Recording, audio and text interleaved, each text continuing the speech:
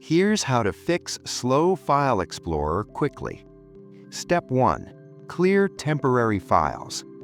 Press Windows plus S, type Disk Cleanup, and open the app. Select your C drive and click OK. Check Temporary Files and any other unnecessary files, then click OK and then Delete Files. Removing these files clears clutter that can slow down File Explorer and improves overall system performance. Step 2. Run System File Scanner. Press Windows plus S, type CMD, right-click Command Prompt, and select Run as Administrator.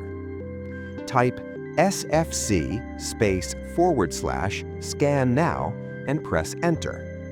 Windows will scan for corrupted or missing system files and repair them automatically.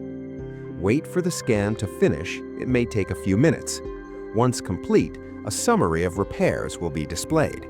This can fix issues that cause File Explorer to lag or respond slowly. Following these steps should make File Explorer faster and more responsive.